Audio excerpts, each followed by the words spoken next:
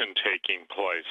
The acceleration is, Jesus said the days would be shortened, as a shortening of days, in order that his people, the believers, might be saved. Now, I'm not talking about salvation eternally. I'm talking about literally from this present age. So when Tom and I take all the different threads, and whether it's the aliens, whether it's the giants, whether it's genetic engineering, I went on record 10 years ago, Tom, you and I were on the same show talking about the Human Genome Project had nothing to do with just identifying the human genome.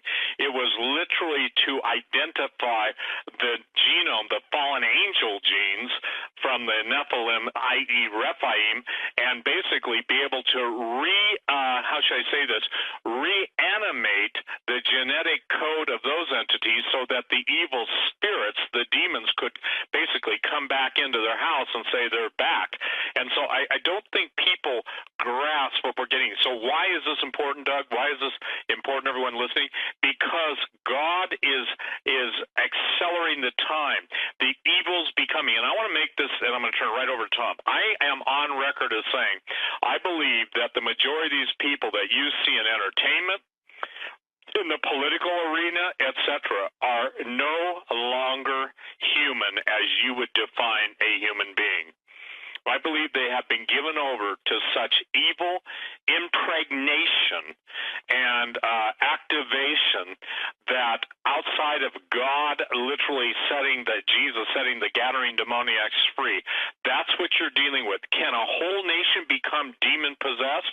Well, it looks like Mystery Babylon, has become a habitation of devils, and obviously Hollywood or Hellywood and Hellivision and what's getting ready to be unleashed. You see, these people are doing, and again, they're sacrificing your children, my children, our children, because we're all members of the same body. That's what my Bible says. And when kids disappear and end up as pizza items on the menu, and John Podesta and these people are openly having their secret talk, it is stated in the background of what I've been told, there are in excess of 70,000 world leader millionaire billionaires involved in this. 70,000. We're going with what Tom Horn said. My guess is 72,000. And I wouldn't even put it past them to limit it to 72,000, because that manifests or corresponds with the 72 goetic gates. Don't go looking that up, but the demon portals entering into our dimension. CERN is the master lock. And isn't it amazing, ladies and gentlemen? Do you know how they see what they see? They see it on the screens. All their computer screens are tracking all of these entities. You know what they put in front of their target area? Glass plates with different languages. I got news for you. What we're talking about tonight is so relevant that literally men's hearts will fail them for fear of looking after those things coming upon the earth. But you do not have to be fearful. As a Christian, you can say, Lord, this stuff really scares me. I've said that. It upsets me. God, how can I deal with it? I have a hard enough time dealing in this realm with stuff I got to deal with.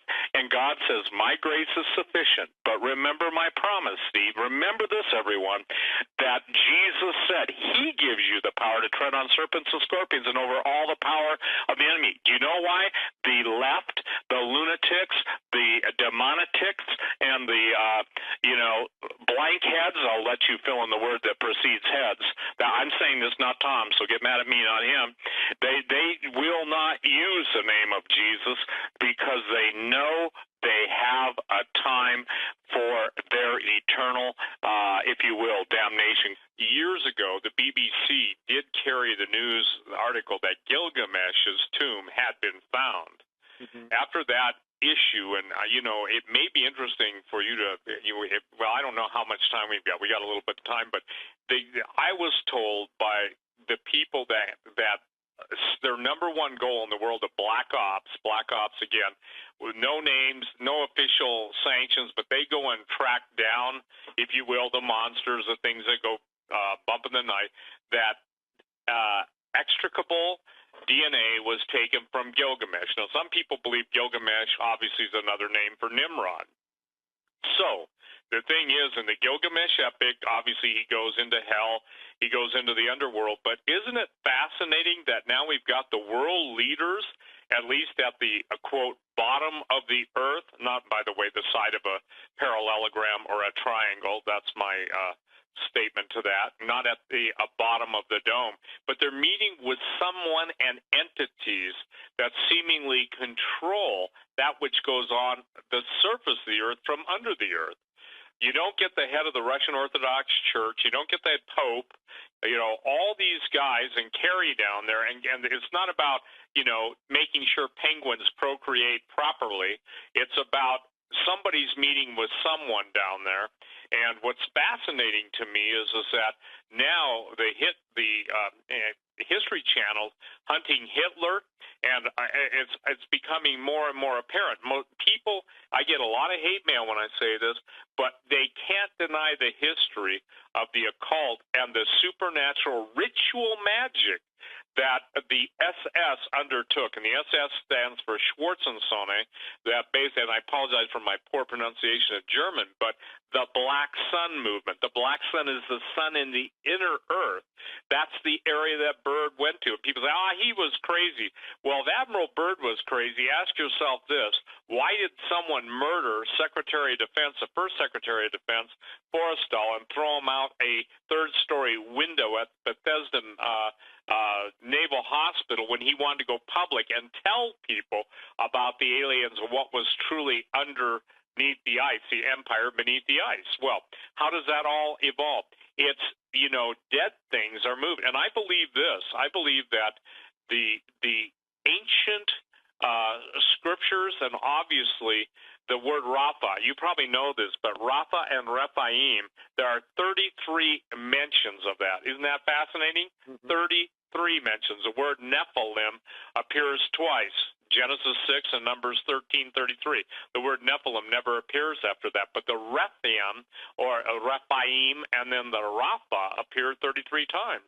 So there you've got that, again, you've got that occult signature on the very word that they're trying to reanimate, and especially those who are how do I say this, working overtime to reanimate all of their children. You know, this is something that was explained to me, and I never thought about this.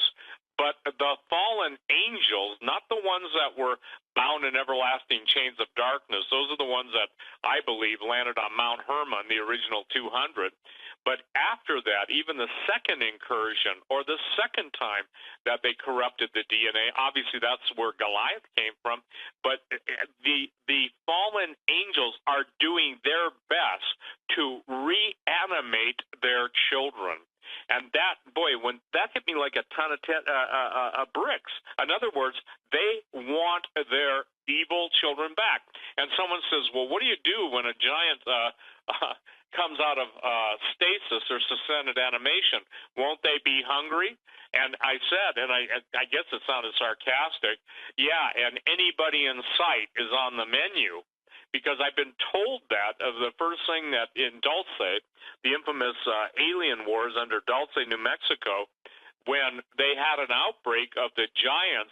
Now I'm talking about living giants, not bones, not test tube babies, okay, big test tubes, but I'm talking about a literal outbreak of giants, and that the scientists who were there by, you know, UN treaty or something, the guy said, well, the first thing the giant did, that the one that they ultimately had to put down, he said the titanium bars, and he said they have other metals in their bars. The bars that hold these things are like, you know, a couple feet in diameter, each of the bars.